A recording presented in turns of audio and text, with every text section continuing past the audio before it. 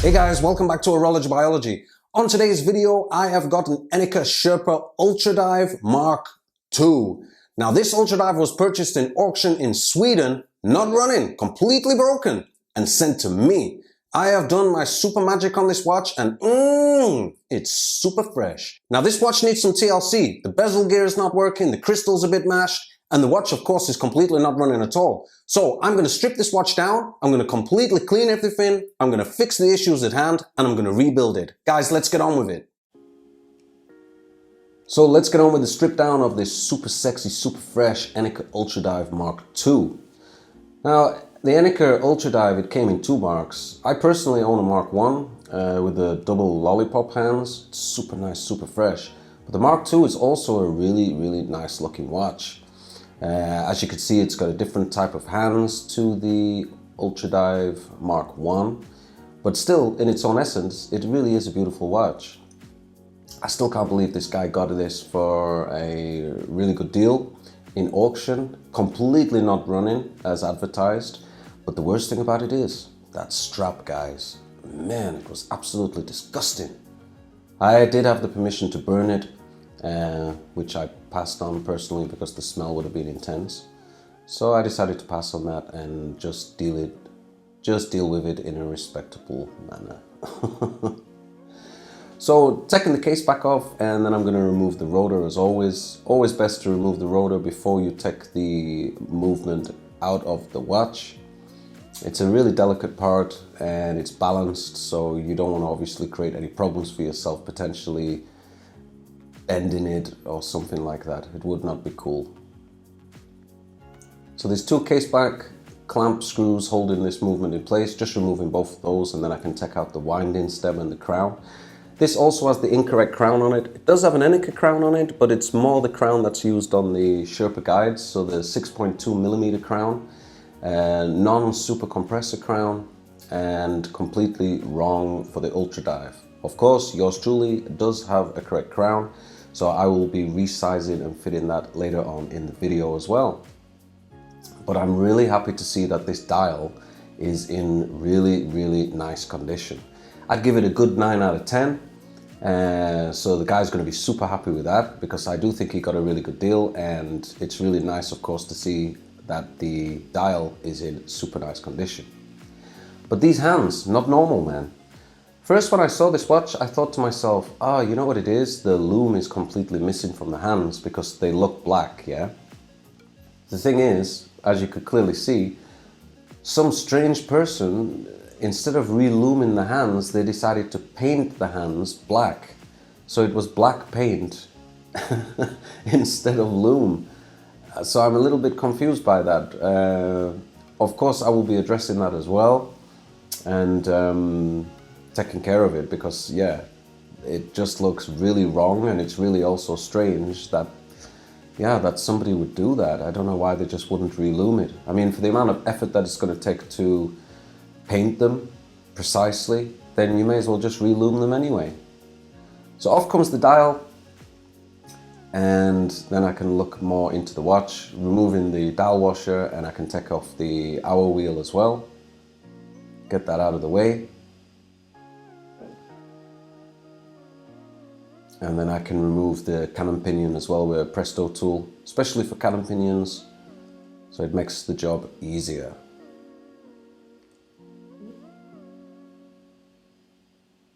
So I'll flip the movement over, and I'm basically just going to take off the automatic works, held down with 2 screws, and you just simply pry that off with the screwdriver on one side, and then it should just lift off easier with the tweezers on the other side.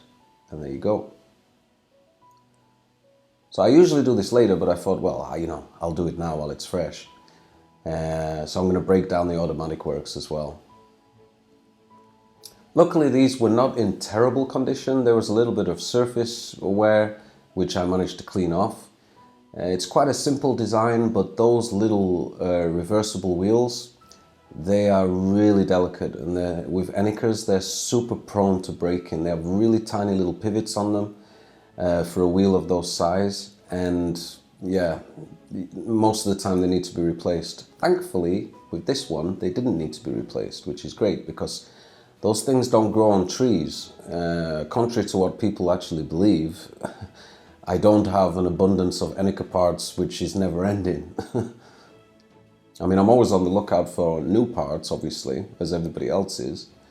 But yeah, what I've got is not never ending. But guys, I don't know how you're surviving, man, but it's like super, super cold. And it's still cold in my place. It's not fresh and it's not nice. I am double, triple, quadruple wrapped, and I'm just trying to not use as much power as possible because it's just ridiculously as expensive, as I'm sure everybody else is suffering as well. But I'm actually having to contact the electric company as well because there's some weirdness going on with my electric. So basically, when I looked at my stats on this app that I've got, it's basically saying that my standby power is around 185% above the national average. And I don't know why. Because, well, first of all, I don't even have that much. And secondly, anything that I leave that can be left in standby, like the TV, etc., I turn it off completely. So I don't understand why I'm being hit with such a high standby bill. But it is what it is. So I've removed the power from the mainspring.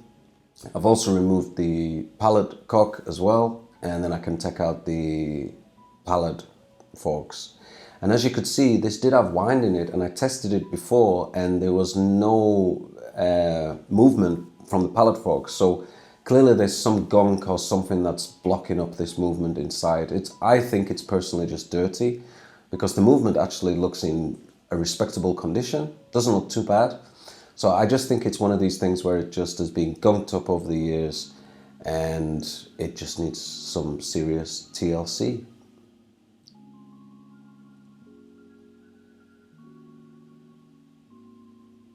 So continuing to break it down, I can remove the train of wheel bridge. I'm just removing the tension spring that's on the top, which looks after the crown wheels. And then I can remove the ratchet wheel as well.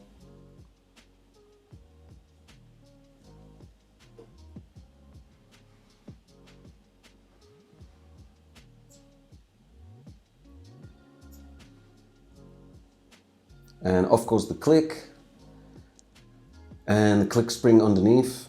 I do like these click springs. They're not held under tension, so you can just lift them off. They literally just live in that little slot.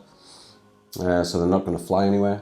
Also checking if there's any play as well for the arbor, and it felt pretty good.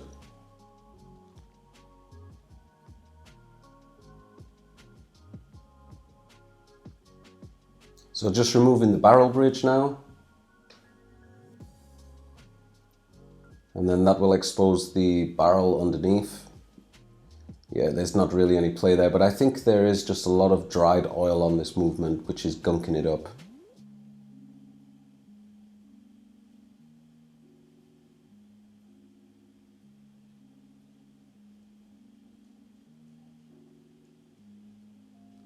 So off goes the train of wheel bridge, just inspecting the jewels. And then I can continue to break down the train wheels.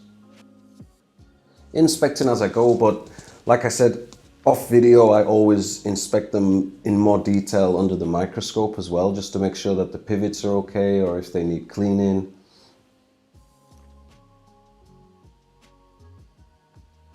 Popping out the escape wheel.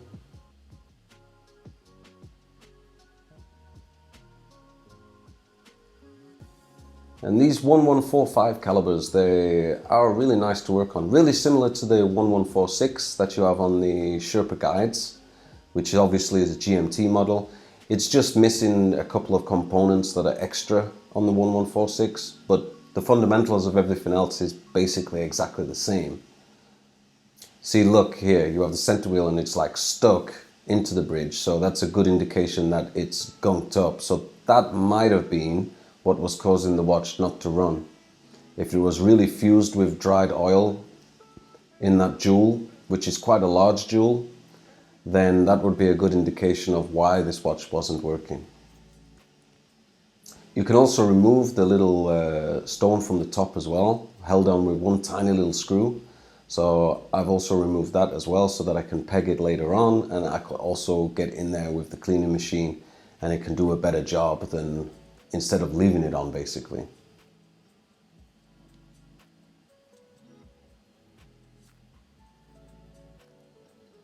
And as you can see as well, we've got quite a bit of gunk. Yep. Turns out that it was gunk, it wasn't really wear. So I'm just putting the barrel back in upside down, and the reason being is I'm just using it as a base so that I can remove this little automatic ratchet wheel underneath. It's just a little bit easier because obviously these things are really thin as well, and the last thing you want to do is basically bend it, because that would suck.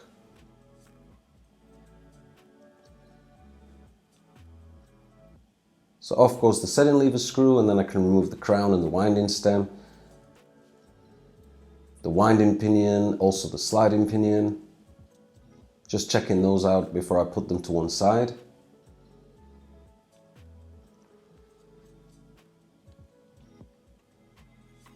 So movement flipped over, and now I can remove these two plates which hold the date disc in place.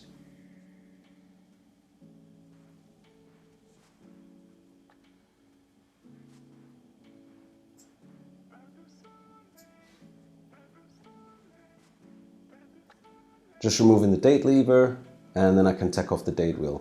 Always be careful when you take these off as well. Try not to touch it because it is painted on. You don't want to scratch it.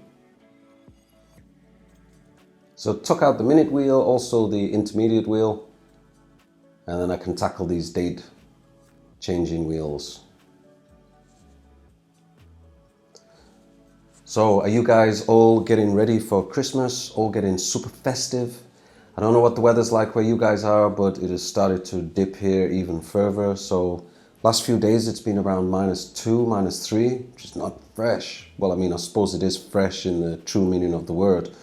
But yeah, and I've been super busy inside, and I've not actually left the house in 3 days.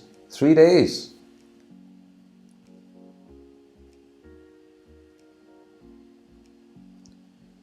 So just pegging all of these parts now. I've speeded this up because obviously it's quite a boring process, but it's a very important process. So it's really important that you do peg all those jewels out with some pegwood, and it really helps the cleaning machine later on. I'm also breaking down the mainspring barrel and removing the mainspring and the arbor, and I'm also giving it the lid and also the barrel a good clean with some pegwood. So the movement's completely stripped, and now I need to remove the crystal as well. It is an original crystal, but it has like quite a few scratches on it, and it has a couple of really small little chips. So I want to see if I can get those out as well, because it would be great if I could salvage it rather than having to replace it, because they are expensive, and I do think I can pull this one off. I don't think it's that bad. So the easiest way is to get with these is to tap them out from the inside. So I use a piece of plastic to protect it. And then I also use a case press die, which just fits in snugly. And also, so I'm not hitting it in one small area basically, it's just all going out in a level form. Just removing the inner bezel. Now this inner bezel was a little bit annoying, it's really faded. Ideally it would be lovely if it could get replaced with a new old stock one. I used to have some last year, I had actually had 4, but unfortunately they have all gone now. And I was wiping this with a little bit of Rodico just to remove like the dust, the surface dust. And because it's so faded and the paint is so thin on it, a little bit of the paint actually came off, which is really disappointing. But unfortunately, yeah, this is how it works with vintage watches. Things are old and sometimes it can suck. So just removing the tension ring from the inside of the crystal. Very special tension ring as well, because it actually holds the bezel, the inner bezel in place. And without that, you're basically going to have it rattling around. And you do find that, I do find I get contacted by quite a few people sometimes saying, hey, it's rattling around. If you're enjoying this super fresh, super nice video, I know I am, then please hit a like on this and feel free to drop a comment below. You can also subscribe to the Horology Biology channel. Make sure to check the bell icon if you do. This way you'll be notified when all the next super fresh, super nice HB goodness will be available. So that's all the parts that have basically been sent to the cleaning machine. They've all been basket prepped, and now I'm going to basically relume these hands. So I'm using some Bergeon loom. It's a modern loom, so it's a safe loom. It's not radioactive, obviously. I'm just using some of the powder and some of the lac. And then I mix that up together, and it creates basically like a paste. And you want to make it, yeah, not too thick, but also not too runny. It's one of these things that you kind of get used to when you look at it. And that magical juice that I'm putting in there is coffee. Senseo's finest. I just add a little drop of that because it will basically just darken the loom, because I don't want it to be stark white, basically. I want to try and make it a little bit darker. And the way you do this is you just apply a little dollop of it on your oiler, and then you run it along the hand in a straight line. And that will basically apply it in a nice even manner, and it will fill the hole, and then it will harden over time. So now I'm going to tackle the crystal, speeding it up obviously, using different grades of sandpaper, really getting into those hard scratches and those little chips on the side. And then I finish it off with some polywatch, and the results are pretty damn good. So I'm very happy that I didn't have to replace this and that it looks good in the end, because it would have been a shame, because they are expensive.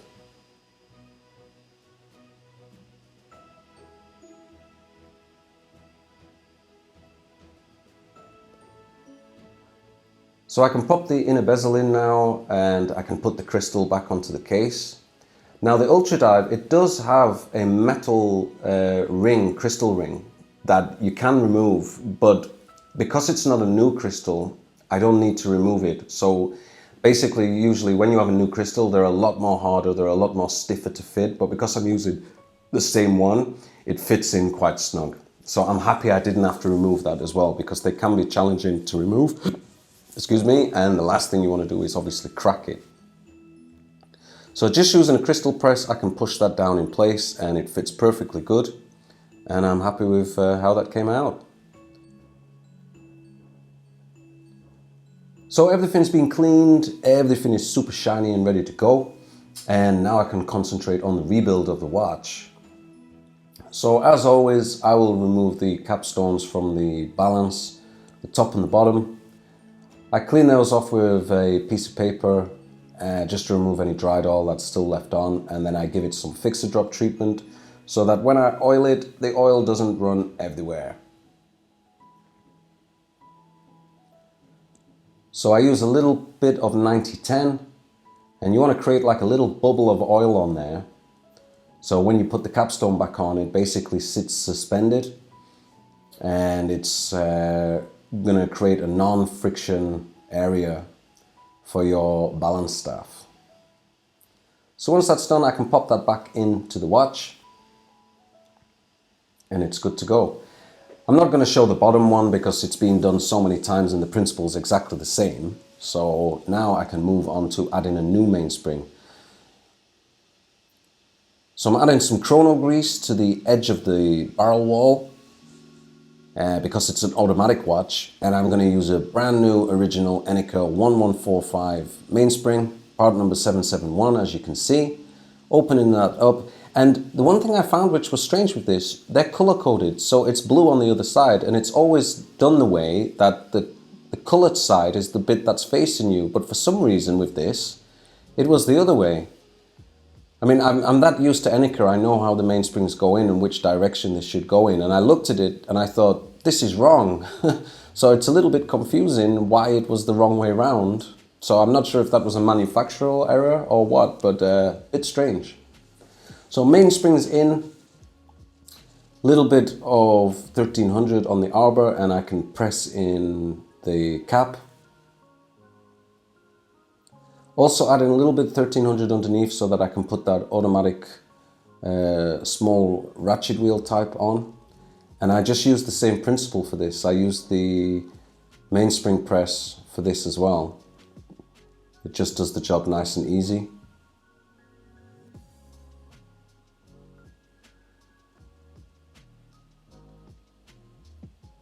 Perfect. So I'll just pop the mainspring to one side, and now I can remove the balance wheel.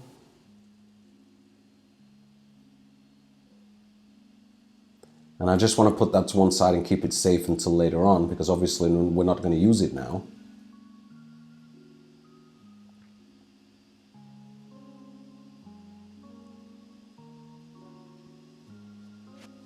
I always find it best to keep them upside down as well, so that it's creating no stress on the spring. And now I can start to oil up the movement. So little 1300 where the mainspring will go, also the center wheel, and also I oil where the setting lever screw will go as well. I just get into the habit of doing it this way.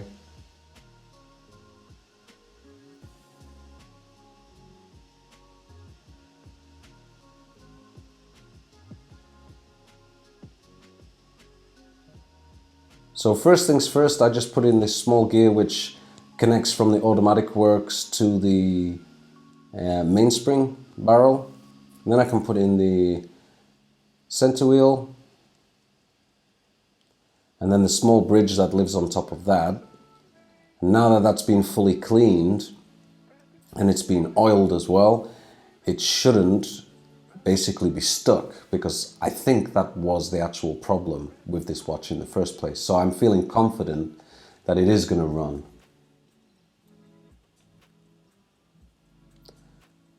So just putting on the little capstone on top and screwing that down, and then I can screw that bridge into place. Check it that it's engaging, and it is completely engaging freely, so that's a really good sign. And now I'm just putting in the barrel as well, and this will also give me a good test, because I can move that and I can see that both gears were basically connecting, which is great.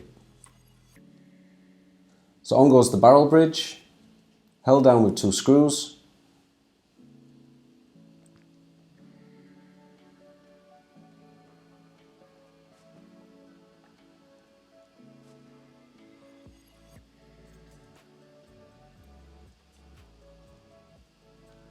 Just checking for play again, but we know it's good. And everything's engaging, which is super nice. Little oil to the arbor. And of course, that's where the ratchet wheel is going to live. And first I will just put on the click spring and the click, and that's held down with just the 1 screw.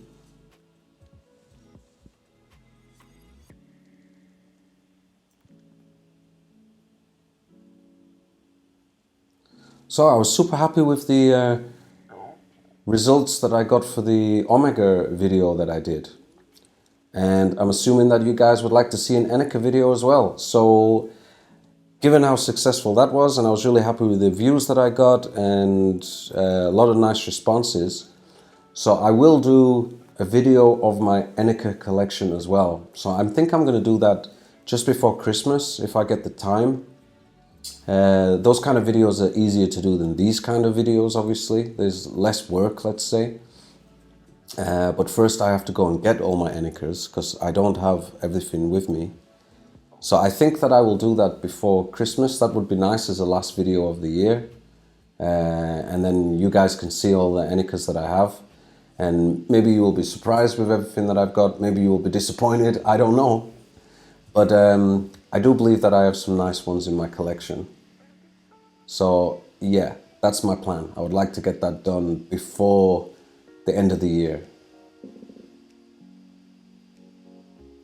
So just building up the trainer wheels and adding the trainer wheels bridge on top, making sure that the pivots line up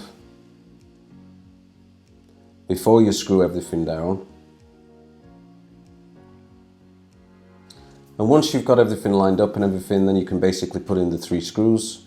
The screw in the middle has a much bigger head to it, and that's basically the easiest way to remember it. So the bigger one goes in the middle and the 2 slimmer ones go on the side.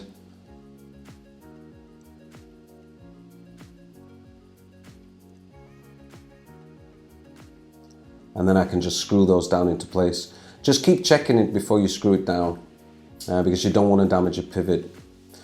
Now once I've done that, now I can oil it. So I'm using 1300 on the center, and then I'm using 9010 on the other two wheels.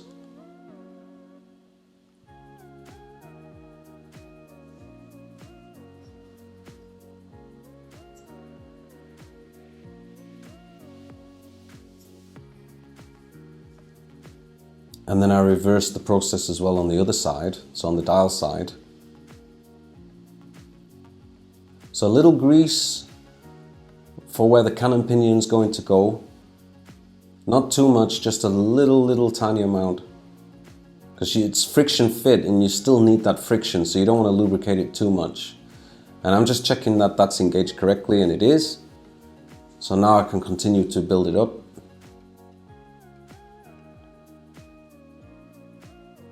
So now I am adding these crown wheels to the watch.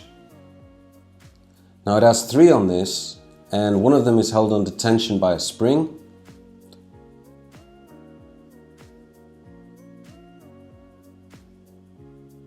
And then there's a small bridge which lives on top, which is held down with 3 screws.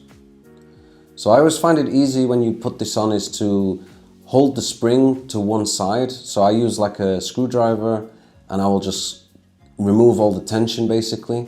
Because underneath this bridge there's like a little, how do you say it? Like a little raised area which will go in the hole of the wheel that you see on the left side out of the 3. So there you see I hold it back with the screwdriver, and then I can put this small bridge on top, line it up, and then once I've got the screws in place, then I can remove the tension from the spring. It's quite a clever design.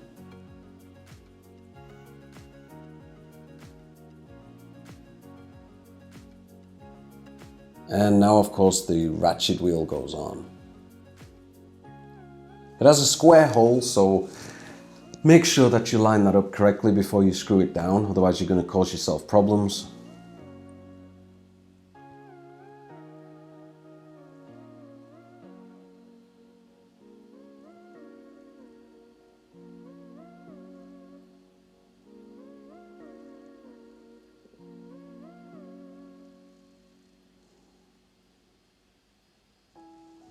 So a little fixer-drop treatment to the pallet forks, because I will have to oil the exit jewel on that later on. So just blowing off any excess, and then I also use a little piece of wood just to clean the pivots from the pallet forks as well. And not everybody does that, but I was always told to do it because, yeah, the fixer-drop on those pivots might create a little bit of extra friction, and considering that you don't oil the pallet pivots, you want to remove as much friction as possible.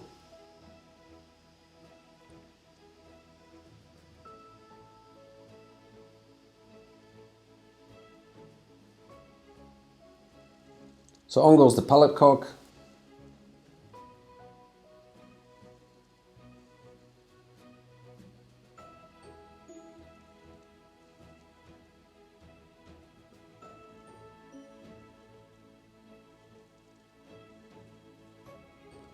And then what I'm doing now is, because I don't have the crown in, I was just winding the ratchet wheel a few times just to get some power into the watch so that I can check the pallets are moving, which they were. So that's a great indication that the watch is, as it stands, looking pretty damn good so far. So I'm just putting on the balance and it fires up. So that's awesome. So we have a running watch basically now, and we didn't have a running watch before. No sir, it wasn't running at all. So I'm really happy to see that it's running, and then I can flip the watch over and continue to build up the dial side. So just fitting these 2 date changing wheels. Now these help to basically turn the date disc over after 24 hours, and it all runs connected to the hour wheel.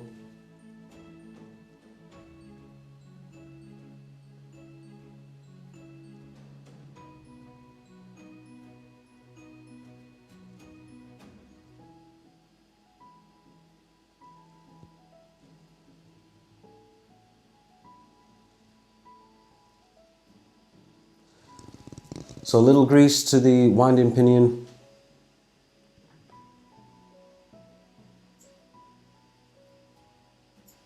Then I can just fit that in place, and then I can continue to build up the keyless works. Just pop the sliding pinion in as well.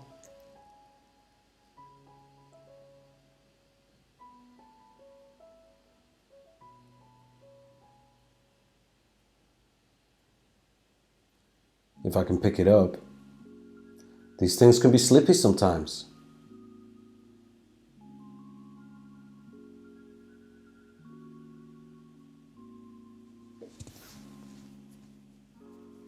And I just also want to add a little bit of grease on top of it as well for where the yoke's going to lay.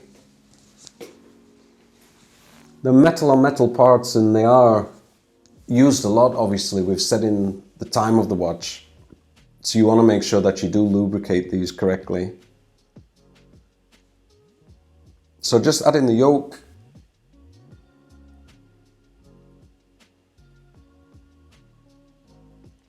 And I've put the crown and the winding stem in and just tightened up the setting lever screw.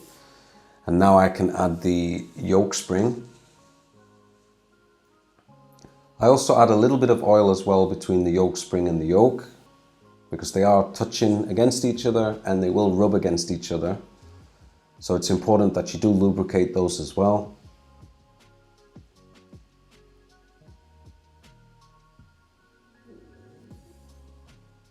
Intermediate wheel, and then I can put the minute wheel as well.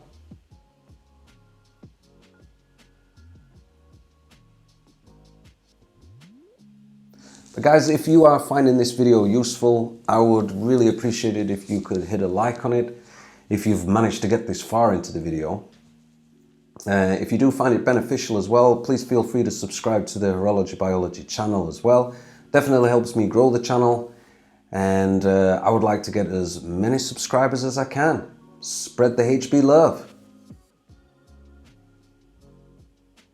Because I must admit, I do enjoy doing the two different types of videos on the channel. And when I look on YouTube, without trying to blow my own trumpet a little bit, I do find that I'm quite unique in regards to that thing. What I'm trying to say is that you've got many people that do watch restoration videos, and you've also got many people that do reviews on watches or talking about watches, but you don't really have anybody that does both. And I feel that I do both. So I do those two types of videos. I do the watch restoration videos, and then I also do the banter videos where I'm talking about a watch, or I'm talking about a collection of a watch, etc.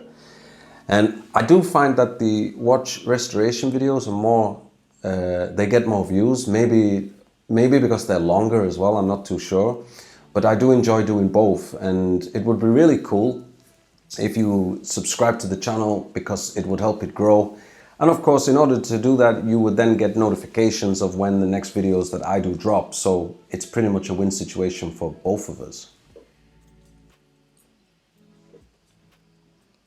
So I can put on the date disc now, and I've also added on the lever that you can just see.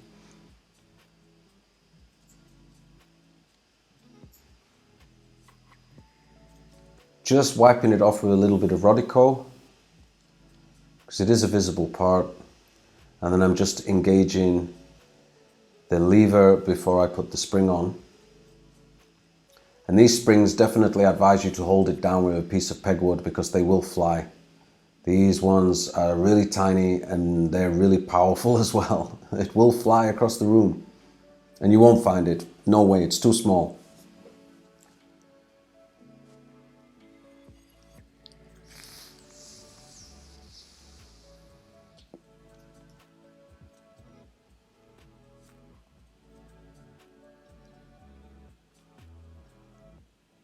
So now that that's done, I can just add the two plates that cover the keyless works and also the date setting. They're also held down with two very, very, very small screws. These screws are super tiny.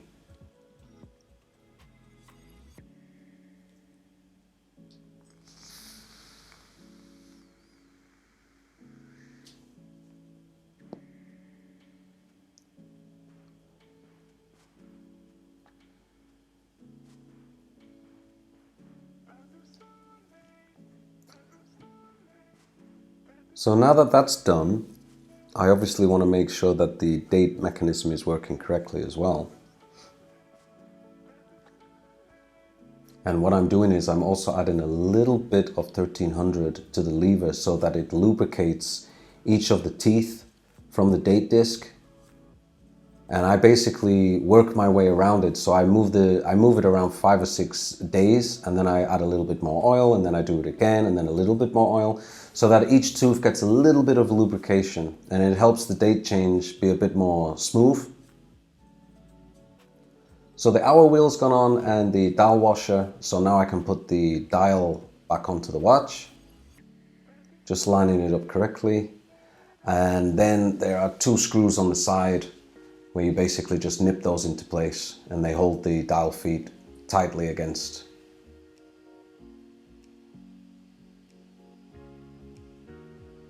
But seriously, it's a really nice looking dial. I have to say, this dial is even better than my Ultradive dial. Also just checking that the date is changing and it's not too tight. And now that that's done, I can basically rebuild up the automatic works. So a little grease on these reversible wheels, and then I add a little 1300 as well onto the posts.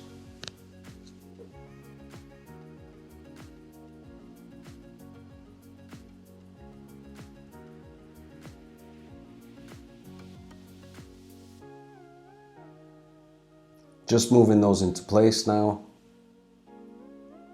It is a really cool automatic work system, but like I said, these reversible wheels, they're really delicate, and they do have a tendency of breaking, especially the pivots.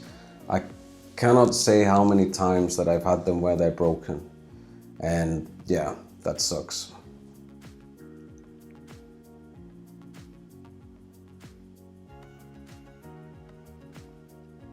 So just screwing everything into place.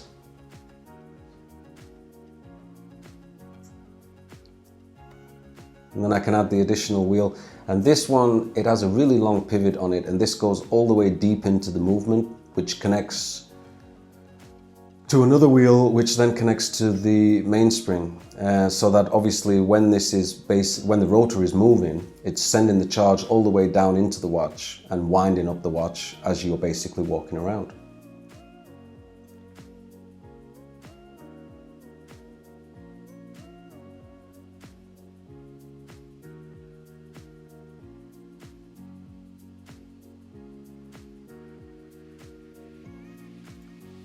So a little 90-10 as well to the jewels. Just oiling the ones on the bottom because obviously they're going to be hidden now. And I can just pop this into place. So the best way is just to press it on really lightly and then also wind the watch so that you can see it engages. I find it's the best way to do it, and then everything kind of just fits into place without being forced. Because if you force it, you're potentially going to break a pivot, and that's not cool. So you just want to make sure that it's fit smoothly.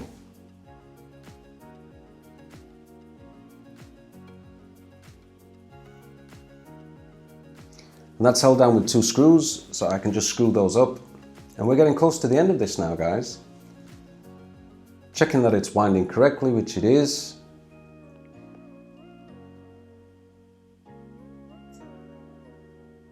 And now I can oil the top, also using 90-10 as well, which is a really fine oil for these jewels. Really small pivot holes, really small jewels on the top of this automatic works. So it doesn't need a lot of oil. And then just cleaning off any excess with some Rodico.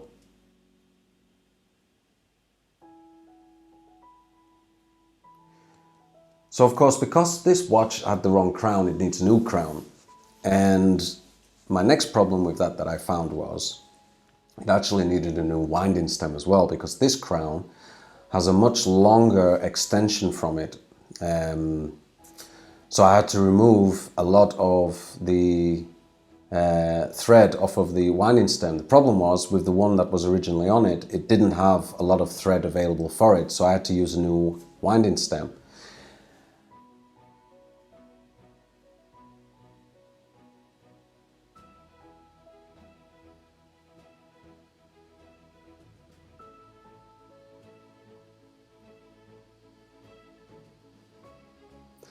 So also I'm going to refit the bezel gear because it did not move the inner bezel. Now on the Ultradive you pull out the bezel gear and then you can basically turn the inner bezel and then you push it in and it locks it so that you don't have to, so it won't move basically if you turn the crown. It's exactly the same on the Sherpa Ops as well. This one wasn't working at all, it wouldn't pull out properly, and I was basically just suspecting, because I didn't believe it was broken when I looked at it, I think it was just dried up gunk, it needed re-greasing, etc. So I removed it before I ultrasonic cleaned the case, and then I basically cleaned it on the inside of the tube. I've also lubricated the bezel gear as well with some Molycot, and then I'm putting it back into place. I'm also using some thread locker as well on the end of the gear for the crown, because that's also important because you don't want it to come off. And then I can pop the crown back into place.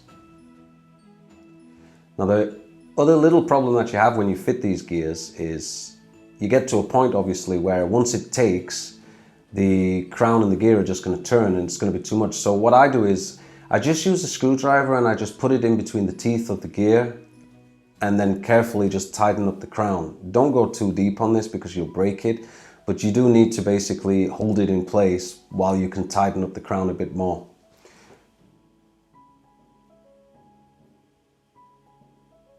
So refitting the hands on the watch.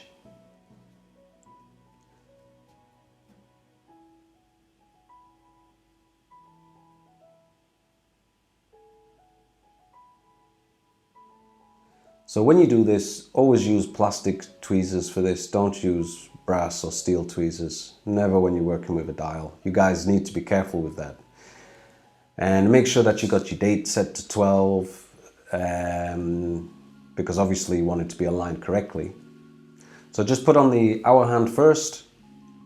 Make sure that it's not touching anything as you go along. And then I can put on the minute hand. It's only 3 hands, so it's a pretty straightforward operation on the Ultradive.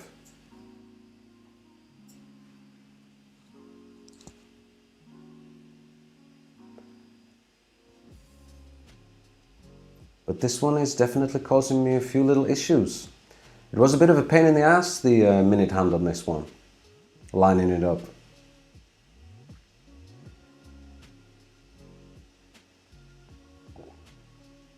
Now all the hands are friction fit as well, so you simply line it up and then you can press it down with a hand press tool. I'm using my Horotech one and it works great for me, guys. So again, make sure that no hands are touching and that everything's moving fluid and correctly. And then I will just add on the center hand, the second hand, sorry.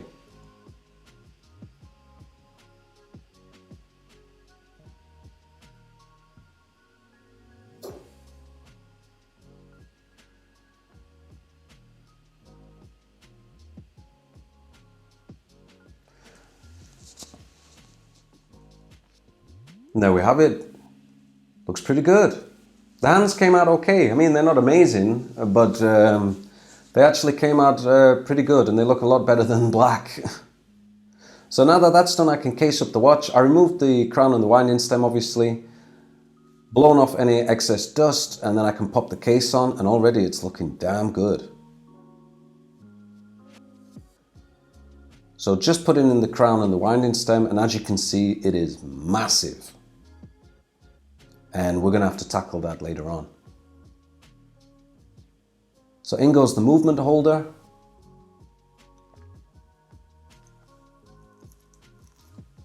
And then I can pop in the 2 case clamps and the screws that'll hold it all in place. When you put these in, the movement actually drops deep into it. And then when you tighten it up, you actually see the movement raise against the screws. So it hugs, it basically comes closer. It's almost like it's suspended.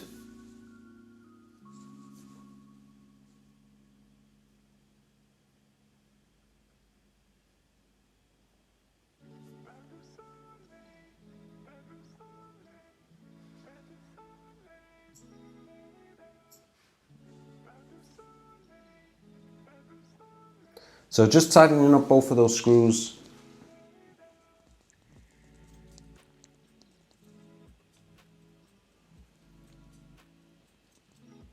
And now, of course, I can tackle this crown, which, as you can see, is sticking out of the watch quite a lot. And yeah, I think that would break quite easily if we left it like that. So the easiest way to do this is just measure it with some calipers, mark off the amount that you need to cut. And what I always do is always cut off a little bit less than what you need to cut, because what I'm trying to say is that if you cut too much, it's over for you. You'll never get it back. So then it's screwed. You'll have to use another stem. If you cut a little bit less, then you can basically just keep filing it down little by little until you get to the right level that you want. So now that I've cut that off, I basically use an India stone. It's just like a filing stone. So I'm basically just filing away any excess metal. And I also do the edges as well to round it off. And then I clean it with some Rodico. So then I will fit the crown and then I will test it in the watch. Now I don't show it on video, but it took me 3 attempts to get it to the right size, which is normal. I mean, you rarely would get it the first go, and I'd rather, like I said, always cut off a little bit less, because hitting too much, taking off too much, and then it's over for you. Once you know that you've got it to the right size, then remove the crown again, add some thread locker, which is what you can see there, that blue stuff, and then fit the crown. But only do that when you are basically at that last stage where you know it's permanent.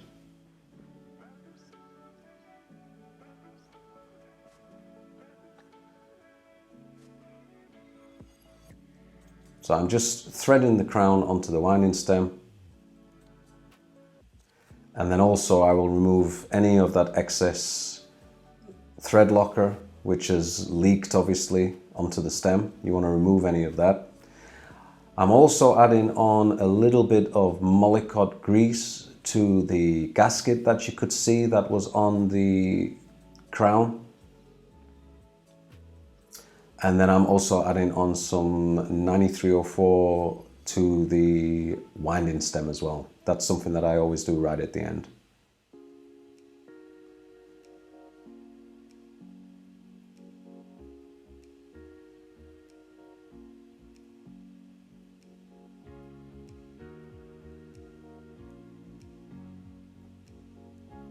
Now I can pop it back into the watch.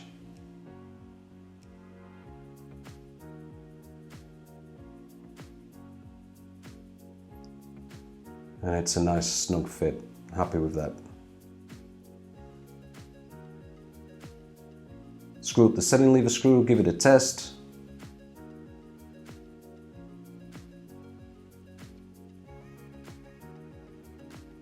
Making sure that the hands are engaged, obviously, and they're moving.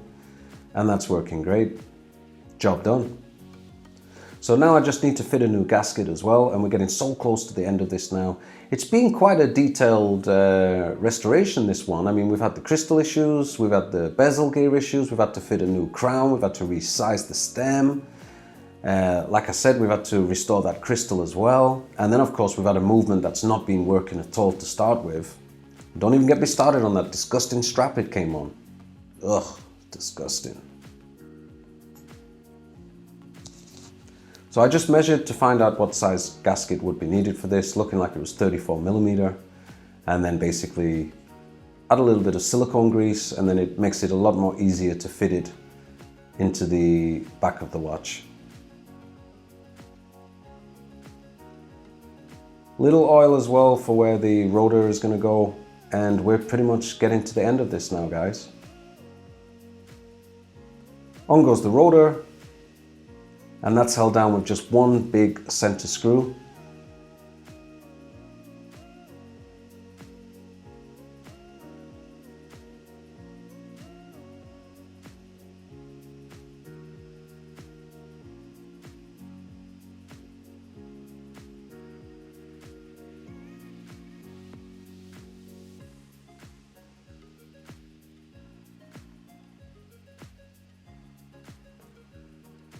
Now I always use a little piece of Rodico because I just want to basically move the rotor to see that it's engaging as well. and you'll see the ratchet wheel move basically if it is engaging as it should be, which it is. So on goes the case back as well, just using the ball to put that back on. And we are nearly at the end. Just need to check it on the Timergrapher, of course, see what results we get. Bear in mind, it's not being regulated at all. And already I am super happy with what I see. And there we have it, guys. It is the Enicar Ultradive Mark II with the AR1145 movement inside. Guys, it looks super fresh, super nice. Oh, I'm really happy with how this has come out.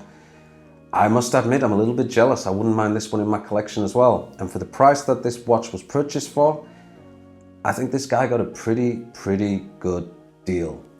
Okay guys, as always, hit a like on this video. Check the other video that you can see on the screen now as well if you've got nothing else to do. And as always, I will see you guys next time.